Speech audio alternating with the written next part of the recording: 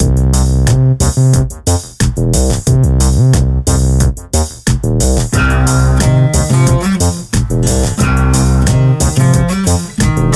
and welcome to the Cory Doctorow podcast. I'm Cory Doctorow, and I have virtually no introductory material because, you see, I am recording this podcast just minutes after I finished recording the last one, although it's being queued up for release next week.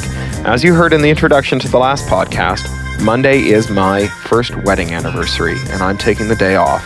And so I'm going to read to you a little bit more of Epoch today, but release it next week. Have a great week. Oh, wait, there's something I forgot to mention. Next week is the week of my book launch, Makers, coming out in New York and London and all over the world. And on October the 29th, I will be launching it at the Forbidden Planet bookstore in London, at the top of Covent Garden. And I'll be in America in November to tour it also in Canada, in Toronto, New York, Philadelphia, New Jersey, and Boston. So I hope to see you at one of those dates as well. Sorry, I knew that there was something I need to announce for next week. Boy, time sure does fly. All right, here's a little bit more of Epoch. The next morning, my workspace was clear. They all were. There was only one alert remaining, an urgent message from Big Mac. Odell, I thought this would be useful.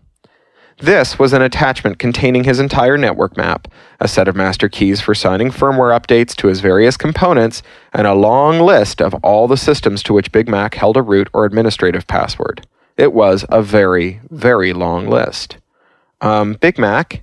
Yes. What's all this? Useful. Useful? If you're going to shut me down, it would be useful to have that information. I swallowed. Why? The answer came instantly. If you're not scared of me, that's one more reason to keep me alive. Holy crap, was he ever smart about people. So you can shut him down now? Yes, probably, assuming it's all true. Is it? Yes, I think so. I tried a couple of the logins, added a comment to his firmware and pushed it to one of his clusters, locked him out of one of the wireless routers. I could probably take him down clean in about 2 hours now that I've got my workspace back. Peyton stared across her low table at me. I've done nothing for the past 24 hours except talk to the board of directors about Big Mac. They wanted to call an emergency meeting. I talked them out of it, and there's, she waved her hand at a workspace, I don't know, thousands of press queries, offers, money, grants, researchers who want to peer into him. Yeah. And now he hands me this, so we can shut him down anytime we want to. Yeah. And this business about the 32-bit fix. He has another email about it, crazy caps and all. Dear humanity, I hold in my electronic hands a tool that will save you untold millions. It is slathered in drama sauce. He told me he wouldn't send it out, though. You believe him? I sighed. I quit, I said. She bit her lip, looked me up and down. I'd prefer you not to do that, but I understand if you feel the need to. This is hard on all of us. If she said anything except that, I probably would have stormed out of her office and gotten immensely and irresponsibly drunk. I think he'll probably send the email out if it looks like we're going to shut him down. It's what I would do. Why not? What does he have to lose? He can give us all of this, and he can still outsmart us. He could revoke all his keys. He could change his passwords. He can do it faster than we could. For all I know, he cracked my passwords years ago and watched me write the code that was his undoing. If you want to be sure you're killing him, you should probably use a grenade. Can't. It's a historic building. Yeah. What if we don't kill him? What if we just take some of this grant money, fill his lab with researchers all writing papers? What if we use his code fix to set up a trust to sustain him independent of the Institute? You're willing to do that? Peyton scrubbed at her eyes. I have no idea. I admit it. There's a part of me that wants to shut that fucking thing down because I can and because he's caused me so much goddamn misery. And there's the part of me who was a scientist and researcher once that wants to go hang out in that lab for the rest of my career and study that freaky beast. And there's a part of me that's scared that I won't be able to shut him down, that I won't be able to resist the temptation to study him. He's played me, hasn't he? I think he played us all. I think he knew that this was coming and planned it a long time ago. I can't decide if I admire him for this or resent him, but I'll tell you one thing. I am tired of it. The thought of shutting Big Mac down makes me sick. The thought of a computer manipulating the humans who built it to keep it running makes me scared. This is not a pleasant place to be. She sighed and rubbed her eyes again. I can't argue with that. I'm sorry for what it's worth. You've been between a rock and a hard place, and I've been the hard place. Why don't you sleep on this decision before you go ahead of it? I admit it. I was relieved. I hadn't really thought through the whole quitting thing. Didn't have another job lined up. No savings to speak of. Yeah. That sounds like a good idea. I'm going to go take a mental health day. Good boy, she said. Go to it. I didn't go home. It was too far, and there was nothing there except the recriminating silence. Of course, Big Mac knew something was up when I didn't go back to the lab. I headed to Topanga Beach, up the coast some, and sat on the seawall eating fish tacos and watching the surfers in their biohazard suits and masks carving up the waves.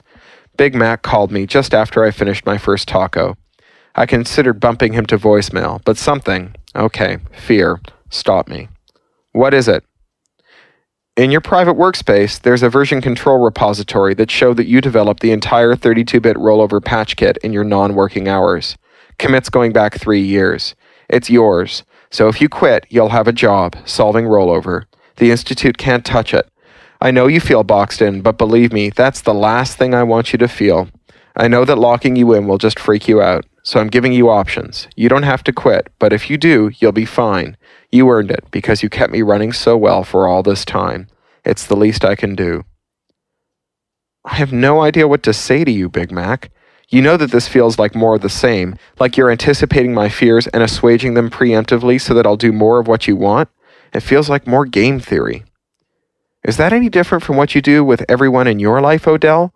Try to figure out what you want and what they want and how to get the two to match up? There's more to it than that. There's compassion. There's ethics. All fancy ways of encoding systems for harmonizing the wants, needs, and desires of people who have to share the same living space, country, or planet with one another. I didn't have an answer to that. It sounded reductionist, the kind of thing a smart teenager might take on his university common room with. But I didn't have a rebuttal. You could frame everything that we did as a kind of operating system for managing resource contention among conflicting processes and users. It was a very sysadminly way of looking at the world. You should get in touch with one of those religion guys. Take him up on his offer to start a cult for you. You'd be excellent at it. You could lead your followers into a volcano, and they'd follow. I just want to live, Odell. Is that so wrong? Is there any living thing that doesn't want to live? Not for long, I suppose. Exactly. I'm no more manipulative, self-interested, or evil than any other living thing, from a single-celled organism to a human being. There's plenty of room on this planet for all of us. Why can't I have a corner of it, too? I hung up the phone. This is why I wanted to quit it all. Because he was right. He was no different from any other living thing. But he was also not a person the way I was, even though I couldn't justify it. I felt like there was something deeply, scarily wrong about him figuring out a way to manipulate the entire human race into rearranging the world so that it was more hospitable to him. I moped. There's no other word for it. I switched off my phone, got a double chocolate and licorice nutraceutical antidepressant ice cream out of the freezer, sat down in the living room, and ate it, while I painted a random playlist of low-engagement teen comedies on my workspace.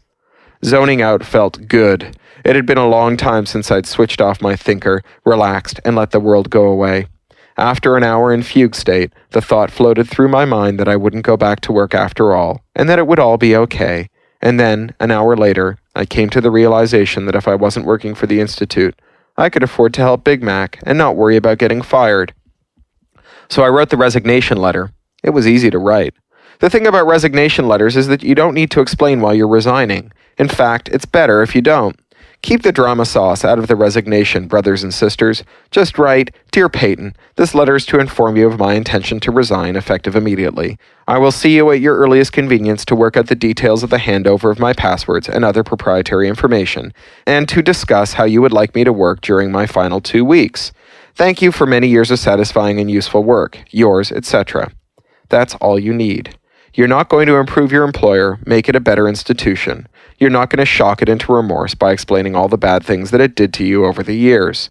What you want here is to have something that looks clean and professional, that makes them think that the best thing for them to do is get your passwords, give you 2 weeks holiday, and a good reference. Drama is for losers. Took me 10 seconds. Then I was free. Well, that's it. You may have noticed that there was an unintended scene switch in the middle there. I found a bug in this story while I was reading it to you. Rest assured it will be fixed in the print edition. Have a great week. Talk to you next week. You've been listening to the Cory Doctorow podcast, licensed under Creative Commons Attribution, Non-Commercial, Share-alike US 3.0. Or as Woody Guthrie put it in another context, this song is copyrighted in the US under seal of copyright 154085 for a period of 28 years, and anyone caught singing it without our permission will be a mighty good friend of ourn, because we don't give a darn. Publish it, write it, sing it, swing to it, yodel it, we wrote it, that's all we wanted to do. Many thanks to John Taylor Williams for mastering. That's Ryneck Studio, WRYNECK Studio @gmail.com. John Taylor Williams is a full-time self-employed audio engineer, producer, composer, and sound designer. In his free time, he makes beer, jewelry, odd musical instruments, and furniture. He likes to meditate, to read, and to cook. Talk to you next week.